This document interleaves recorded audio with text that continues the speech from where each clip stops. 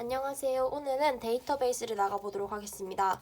데이터베이스는 어느 한 조직의 여러 응용 시스템들이 공용할 수 있도록 통합, 저장된 운영 데이터의 집합이라고 할 수 있는데요. 데이터베이스의 정의가 함축하고 있는 의미를 보도록 하겠습니다. 먼저 통합된 데이터라는 거예요. 그래서 통합된 데이터는 중복이 되지 않는다는 거고요. 둘째는 컴퓨터가 접근할 수 있는 저장 매체에 저장된 데이터를 말하고, 셋째는 그 조직이 수행을 하는데 없어서는 안 될 필수적인 데이터 집합이라는 거고요. 넷째는 그 여러 사용자들이 서로 공동으로 이용한다는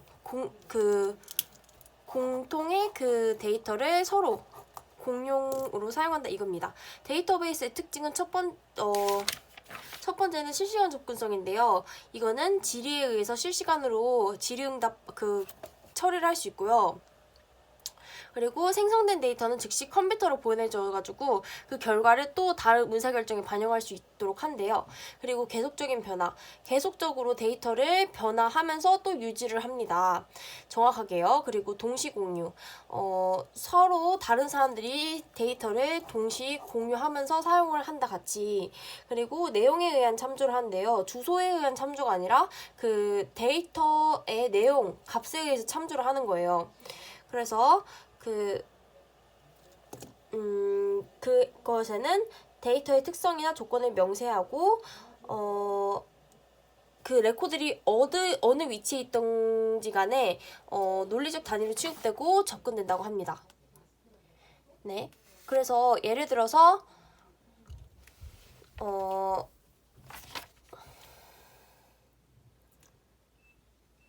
이 말은 무엇이냐면요.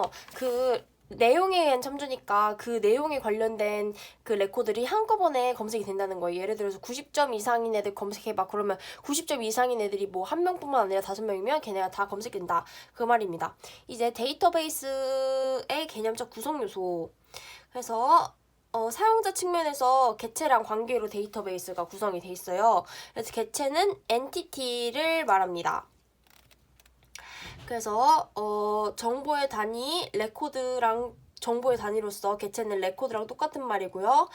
객체는 이게 여기서 객체 타입이랑 객체 인스턴스인데 이게 학생이라는 객체가 있어요. 이 학생은 다양한 속성으로 이루어집니다. 학번, 이름, 학과 이렇게 이루어져 있는데 이 속성을 애트리뷰트라고도 하고요. 애트리뷰트라고도 합니다. 그리고 이 속성은 이 이름을 가진 데이터의 가장 논리적인 단위예요. 이 학번의 1, 2, 3, 4 이게 가장 그 논리적인 단위가 되는 거죠. 여기는 안에 들어있는 값이고요. 그리고 데이터 항목 이것을 데이터 항목이나 또 필드라고 하기도 한답니다. 이 속성은 단독으로 존재하지 못하고 다른 속성들과 함께 합쳐서 객체가 됐을 때 그 의미를 가지는 거죠. 그리고 속성에 갖는 값은 시간에 따라 또 변할 수 있습니다. 네, 여기에 튜플들이 여기 또 튜플이라고 그러는데요. 요거에 관련된 값이 또 추가되거나 뭐 삭제되거나 이럴 수 있어요. 그리고 이것을 객체의 한 값이라 볼 수 있는데 이거를 객체의 인스턴스, 어커런스라고 해요. 그리고 이런 어커런스의 집합들을 객체의 집합이라고 합니다. 그리고 여기에 속성 이름들만 된 이것을 객체 타입이라고 하는데 스키마라고 하기도 해요. 네, 맞나? 스키마? 객체 타입이에요. 일단 객체 타입이고 객체 타입은 논리적인 개념이고 객체 인스턴스는 데이터베이스에 구체적으로 저장되는 객체가 된다라고 나와 있네요. 이제 관계예요. 관계는 객체끼리의 관계를 말하는 건데 객체들을 서로 연관시켜서 어떤 의미를 나타내서 객체와 다름이 없기 때문이다. 네. 이것은 무슨 말이냐면 관계도 저장을 해야 된다는 거예요. 왜냐면 또 다른 의미를 가지거든요. 그래서 저장을 해줘야 되고요. 그리고 개체 안에서 속성들끼리 또 관계가 있을 수 있어요. 이걸 속성 관계, 뭐 개체 내 관계라고 그러고, 개체끼리, 개체 집합끼리 관계를 개체 관계라고 하는데, 이건 개체 간의 관계라고 합니다. 그래서 이렇게 도식으로 표현한 것을 ER 다이어그램이라고 하고요. 학번 네. 그리고 이 관계는 또 정보를 추출하는데 중요한 역할을 하는데, 뭐 이런 속성 관계에서 보면 학번이 1, 2, 3, 4인 학생의 이름을 검색해라. 이 학번이 1, 2, 3, 4고 학생 이름이 뭐 학번에 1, 2, 3, 4를 보고 학생 이름을 밝혀내야 되잖아요. 그래서 알 수 있고요. 그리고 학번이 1, 2, 3, 4인 학생의 지도교수를 검색해라. 그러면 이 지도라는 관계가 필요하겠죠?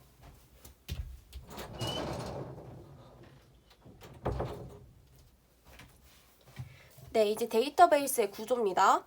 이것은 값들은 처리를 위해서 어느 한 구조로 물리적인 저장 장치 위에 저장이 돼야 된대요. 그쵸? 값들을 갖고 오기 위해서는 일단 저장이 돼야 되는데, 이것을 사용자 입장에서 보느냐, 물리적 그 시스템 입장에서 보느냐에 따라서 구조가 달라져요.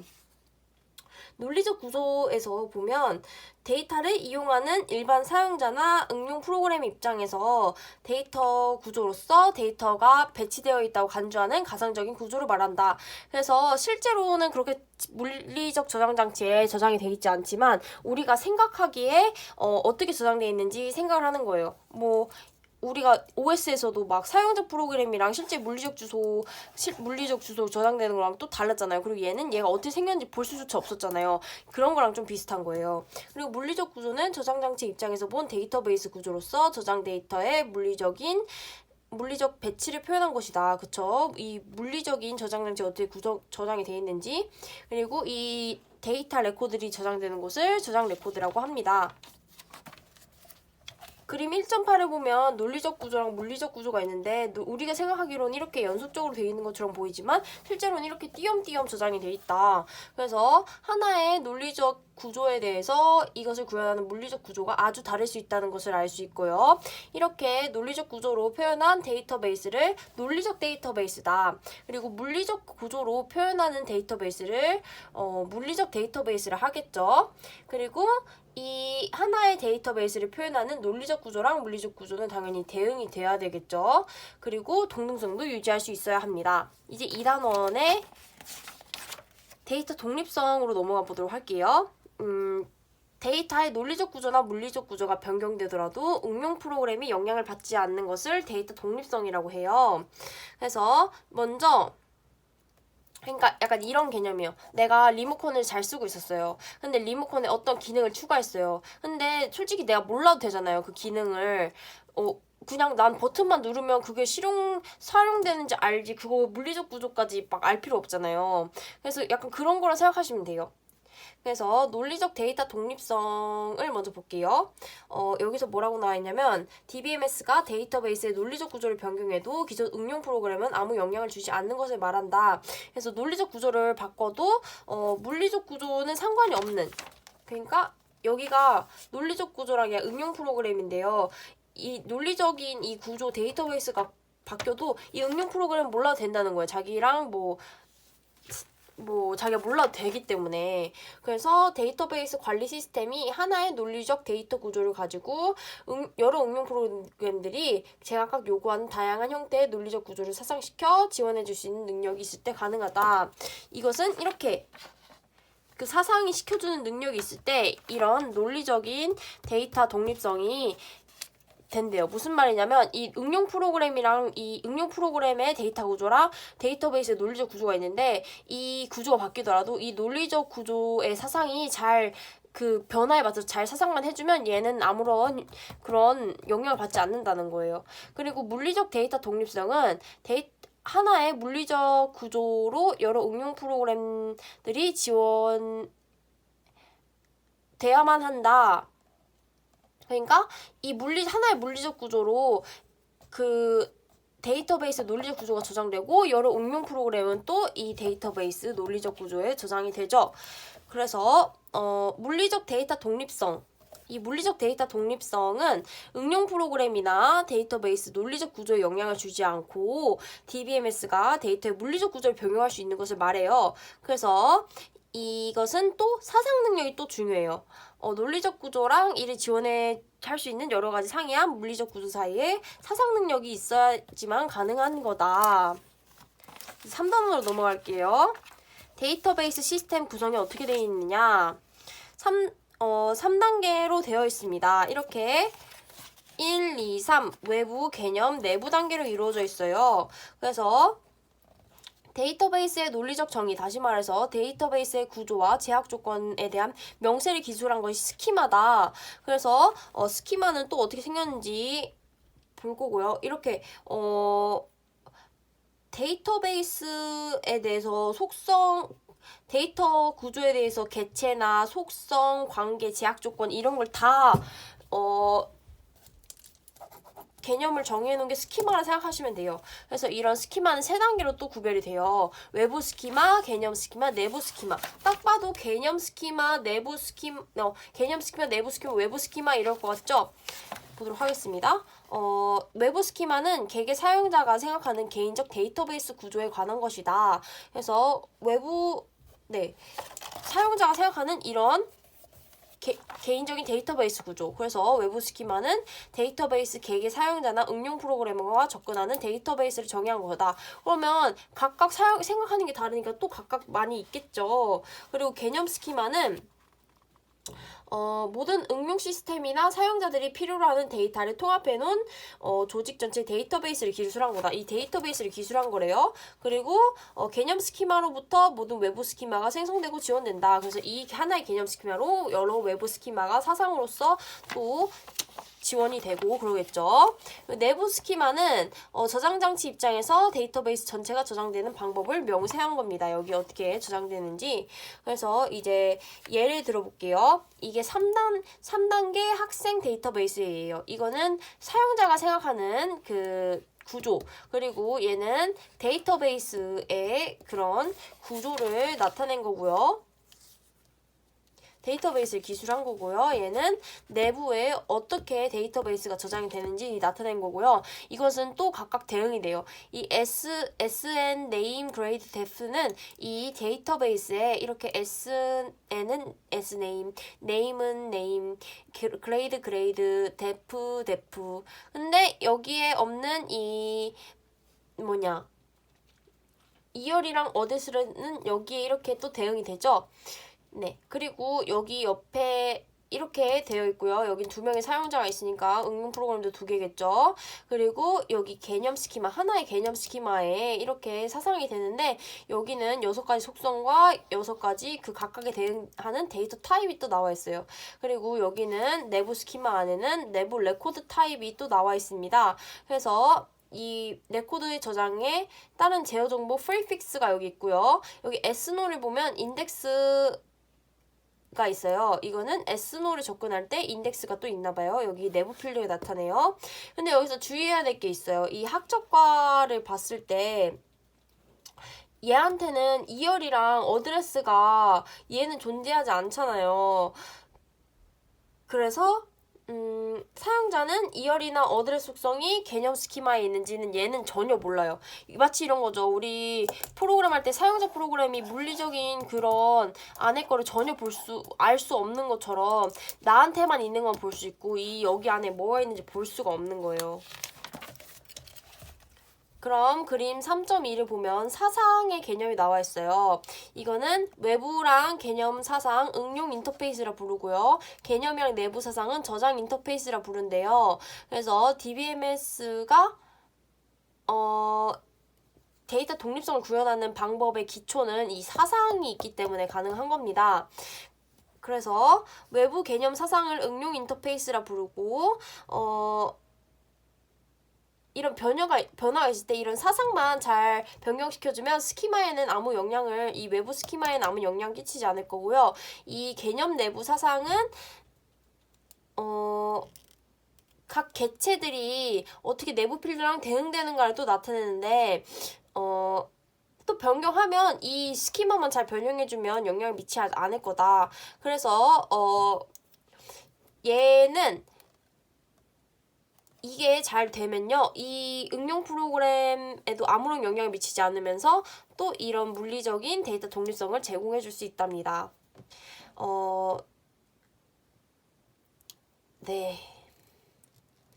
그리고 이 시스템 카탈로그랑 데이터 사전이 똑같은 말인데요. 이게 데이터베이스에 저장되고 있는 모든 객체들에 대한 정의나 명세에 관해서 유지 관리되고 있는 시스템이 바로 시스템 카탈로그입니다. 이제 데이터베이스 관리 시스템은 무엇인가? 여기 뭐라고 나와 있냐면 사용자랑 데이터베이스 사이 그리고 사이에 위치를 하고 이 데이터베이스는 를 또 관리하고 사용자가 원하는 연산을 또 수행해가지고 정보를 또 생성해주는 그런 소프트웨어를 말해요. 그래서 데이터베이스의 구성 요소가 여기 나와 있습니다. 여기 나와 있는데 이 DDL 컴파일러는 명세된 스키마 정의를 내부 형태로 또 변환해가지고 여기 시스템 카탈로그에 저장을 하고요. 이 지리 처리기는 이 지리문이 들어온 걸 파싱해가지고 분석해서 또 코드를 생성해가지고 실행시키고요. DML 컴파일러는 호스트가 프로그래밍 언어로 작성된 프로그램 속에 삽입되어 있는 DML을 추출해가지고 또 DML에 관련된 함수 호출문을 또 삽입을 하고 목적 코드를 생성한 다음에 컴파일이 되도록 이 컴파일러한테 보내줍니다. 이 컴파일러는 또 여기서 목적 코드 생성해가지고 런타임 데이터베이스 처리기로 보내주겠죠? 이 런타임 데이터베이스 처리기는 데이터베이스 연산을 저장하는 관리자를 통해서 디스크에 저장된 데이터베이스를 또 실행시킵니다. 이렇게 저장 데이터 관리자를 통해서 여기 있는 걸 또 막 실행시키고요. 트랜잭션 관리자는 이 데이터베이스를 접근하는 과정에서 무결성 제약 조건 만족하는지 권한을 또 갖고 있는지 트랜지션 병행 제어나 회복 작업도 수행을 합니다. 그리고 이 저장 데이터 관리자는 디스크에 저장이 되어 있는 사용자 데이터베이스나 시스템 카탈로그 접근을 책임을 진답니다. 이제 데이터 언어예요. 데이터 언어는 데이터베이스를 정의하고 또 접근하기 위해서 데이터베이스 관리 시스템과 통신하는데 또 필요한 수단이에요. 이 데이터 정의어랑 데이터 조작어 그리고 데이터 제어어가 있습니다. 데이터 정의어는 DDL, Data Definition Language입니다. 그래서 데이터베이스를 정의하고 수정할 목적으로 쓰이는데요.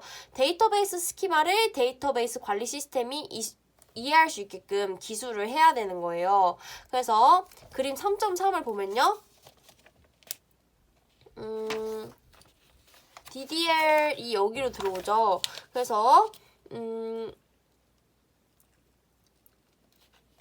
이거가 또 여기서 DDL이 들어오면 여기서 데이터베이스 저장 관리자가 여기 시스템 카탈로그에 저장해놓고 필요할 때 갖다 쓰는 이런 구조입니다. 그래서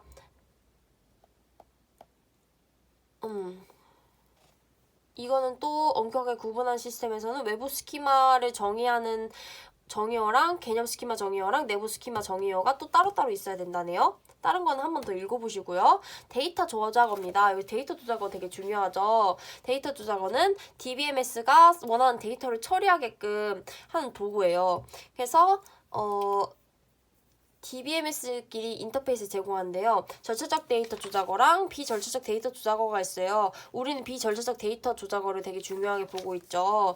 그래서 절차적 데이터 조작어는 사용자가 어떤 데이터를 또 어떻게 접근할 것인지 처리해야 되는지 명세를 하는 저금 언어예요. 얘는 한 번에 한 아이만 접근을 할 수 있어요. 근데 이 비절차적 데이터 조작어는 한 번에 여러 가지를 접근할 수 있는데 여러 레코드, 아까 말한 아이는 레코드를 말합니다. 그래서 여러 개의 레코드를 접근할 수 있는 거예요. 그래서 사용자가 무슨 데이터를 원하는지만 명세를 하는 거예요. 그래서 여러 개를 검색해가지고 처리를 합니다. 이거는 지리어를 통해서 가능한데요. 얘는 광범위한 기능을 가진 독립된 언어를 의미하고요. 또 지리어를 뒤에서 또 배울 거예요. 그리고 데이터 언어의 필수적인 요건은 데이터 언어의 완전성이에요. 그래서 사용자가 원하는 데이터베이스에 어떤 객체를 또 추출하고 처리하고 이런 연산을 표현할 수 있는 데이터 능력을 데이터 언어의 완전성이라고 합니다. 전 데이터 언어의 완전성이 그건 줄 알았거든요. 내가 어떤 SQL을 표현할 수 있다. 이런 게 좀 완전성인 줄 알았는데 좀 달랐어요. 그래서 데이터 제어는 보안이나 무결성이나 회복, 병행 수행 제어를 하는 명령어들이고요. 이거는 데이터베이스 관리자가 또 사용을 한답니다. 자, 넘어가서 4단원. 4단원 관계 데이터베이스를 나가볼게요. 오늘은 릴레이션 특징까지 해보겠습니다. 관계 데이터 모델은 이 예를 붙어볼게요. 이 학생 테이블. 학생 테이블의 학생은 릴레이션의 이름을 말해요. 이 릴레이션의 이 테이블이 릴레이션이고요. 이 학생 이름이 릴레이션 이름이고요. 이 테이블 이렇게 세로로 되어 있는 건 열의 필드 애트리뷰트라고 한 거요. 이 가로의 이 행들은 레코드들을 말해요. 이게 바로 투플 행 레코드를 말합니다. 그래서 그래서 이 하나의 애트리뷰트가 취할 수 있는 원자값들의 집합을 그 애트리뷰트의 도메인이라고 하는데요. 여기서 보면 학번은 정수만 가질 수 있다. 이름은 한국어로만 3글자 안에 해야 된다. 약간 이런 그 타입을 말하는 거예요. 애트리뷰트가 가질 수 있는 타입. 그래서 도메인은 같은 값을 가진 애들끼리만 비교가 돼요. 예를 들어서 다른 또 릴레이션이 있는데 거기에 있는 학번하고 이 학번하고만 비교할 수 있고 이 학번하고 다른 릴레이션의 또 학과랑 비교를 할 수가 없는 거예요. 그런 거고요. 그리고 애트리뷰트를 정의할 때 그 해당 도메인도 함께 명세를 해야 돼요. 그래서 명세를 해가지고 이제 이 명세가 돼 있으니까 이 애트리뷰트 값이 맞는 것인지 아닌지 그 명세한 값으로 판별을 할 수 있는 거예요. 어떻게 도메인을 명세하는지 예를 보도록 하겠습니다. 이거는 학생 릴레이션을 정의한 건데요. 이거는 4개의 도메인을 이름과 함께 선언을 한 거예요. DCL 데이터 제어 도메인, DS노는 인테저라는 그런 형을 사용하겠어요. 그리고 여기 이렇게 다 선언을 해준 다음에 여기는 학생의 그 릴레이션을 만들어주고 있는데요. 그 각각의 애트리뷰트가 무슨 도메인을 사용할 건지 해당 도메인의 이름을 써준 거예요. 그래서 하나의 도메인에 대해서는 두 개 이상의 애트리뷰트가 정의될 수 있어요. 예를 들어서 나도 인테자 예를 들어서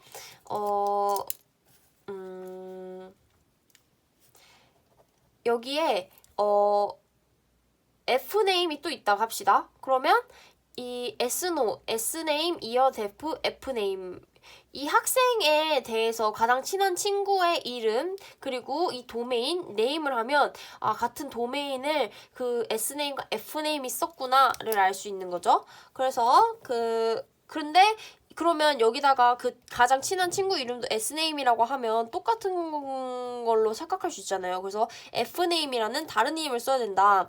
그래서 이 경우에는 도메인이 그 릴레이션에서 담당하고 있는 역할의 이름을 애트리뷰트 이름으로 지정함으로써 애트리뷰트도 구분하고 그 의미도 명확하게 해석할 수 있다라고 나와 있죠. 그리고 한 릴레이션에서 모든 애트리뷰트의 이름은 반드시 달라야 한다. 네, 당연한 거고요. 그리고 도메인을 별도로 정의하지 않는 경우에는 이 그림 4.3처럼 그 애트리뷰트 이름하고 그 도메인을 바로 직접 명세를 이렇게 또 할 수가 있어요. 그래서 우리가 원자값으로 된 도메인을 단순 도메인이다. 그리고 거기 위에 정의된 애트리뷰트를 단순 애트리뷰트라고 하고요. 그리고 우리가 보통 예를 들어서 생년월일 해가지고 생년월일이라는 표에 년월일이 있다고 쳐봅시다. 그러면 내가 알기로는 여기다가 한 개 값만 낼 수 있는 거예요. 근데 이거를 그냥 한꺼번에 나타내주고 싶어. 그러면 이렇게 3개의 단순 도메인을 이렇게 결합할 수 있는 거예요.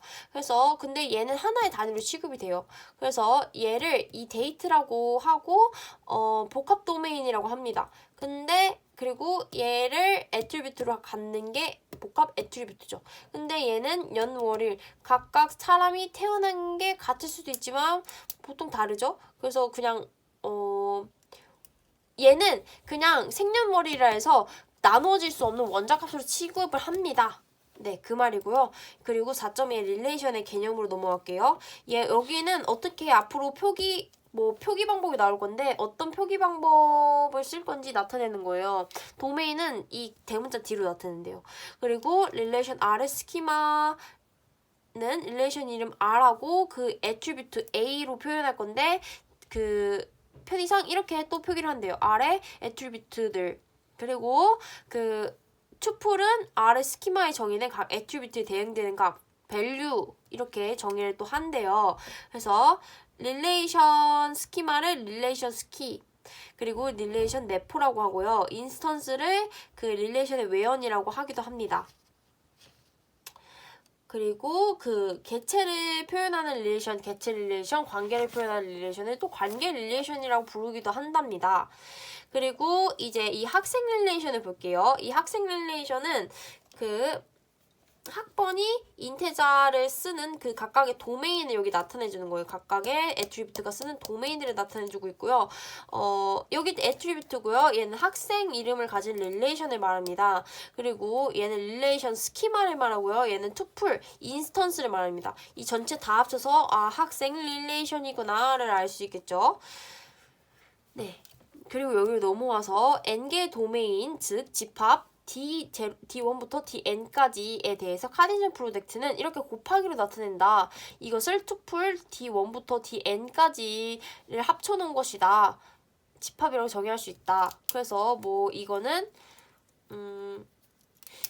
차차 해볼게요.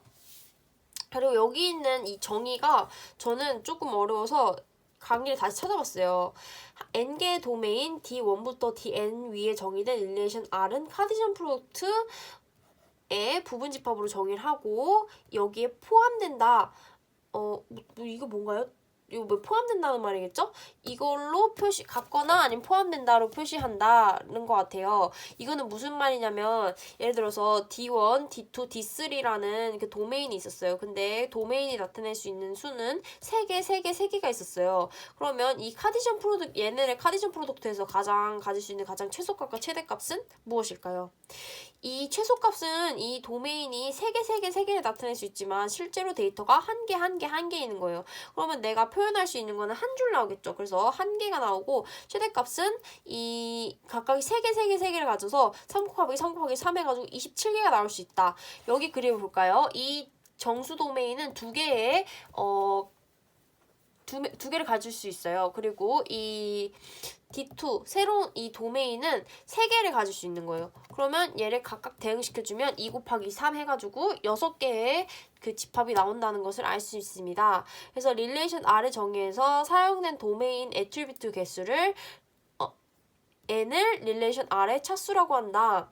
그리고 차수가 n의 릴레이션을 n차 릴레이션이라고 하고요. 릴레이션에 포함되어 있는 투풀수를 그 릴레이션의 카디널리티라고 한다. 라고 나와 있네요. 카디널리티는 투풀이다. 라고 그냥 알려두시면 될 것 같고요. 카디널리티는 계속 추가되고 뭐 삭제되고 이런 값이니까 시간에 따라 변할 수 있지만 릴레이션의 차수는 변하지 않겠죠? 그리고 도메인은 그 내용이 변하지 않는 정적인 성질을 가집니다. 그쵸? 도메인은 변하지 않는데 릴레이션 인스턴스, 이 카디널리티는 계속 변한다. 동적이다. 이제 릴레이션의 특징을 마무리로 하겠습니다. 릴레이션이 투풀을 원소로 가지는 집합이에요. 릴레이션은 투풀을 원소로 가진 집합이라는 것을 머릿속에 담아두고 릴레이션 특징을 살펴보도록 하겠습니다. 첫째, 투풀은 유한성을 가진다. 이 유한성이라는 것은 유일성인데요. 이 투풀들은 아까 집합이라 했잖아요. 집합은 분별할 수 있는 원소를 수집한 것을 말해요. 그래서 이 투풀들의 집합이니까 투풀을 분별할 수 있는 분별할 수 있게 수집한 거겠죠. 그래서 이게 그 투풀의 유일성이고요. 둘째는 투풀의 무순서성. 이 집합이 1, 2, 3, 1, 2 이렇게 있어도 둘이 똑같은 거죠. 네, 그런 거고요. 여기서 릴레이션은 되게 추상적인 개념이고 테이블은 이것을 표현하는 구체적인 표현을 말합니다. 그래서 하나의 그 릴레이션을 가지고 여러 개의 테이블을 생성할 수 있는데 예를 들어서 내가 1, 2, 3이라는 그 원소가 있어요. 이걸 가지고 1, 2, 3, 3, 2, 1, 2, 1, 3 막 이렇게 표현할 수 있잖아요. 이게 릴레이션이고 여기가 테이블이다. 약간 이런 개념으로 보시면 될 것 같아요. 그리고 셋째는 애트리뷰트의 무순수성이다. 이 애트리뷰트가 뭐 A, B, C, 뭐 이름, 성별, 뭐 성별, 나이 이렇게 있을 때 이 애트리뷰트를 내가 뭐 나이, 성별, 이름 이렇게 바꿔도 이 애트리뷰트는 이 릴레이션 똑같은 애라는 거예요. 그리고 넷째는 애트리뷰트의 원자성이다. 내가 이름, 나이 하면 안 된다. 이름, 성별, 나이 이렇게 셋이 애트리뷰트가 달라야 된다라는 말이고요. 종종 한 튜플이 어떤 애트리뷰트 값에 대해서 그 값을 아직 몰라요. 그리고 그 애트리뷰트가 해당되지 않기 때문에 그 값을 명시할 수 없는 경우가 있어요. 이것을 널값이라고 하고 이 널값을 원자값으로 취급을 한답니다. 네, 여기 부분 한번 읽어보시면 될 것 같아요. 이상입니다. 감사합니다.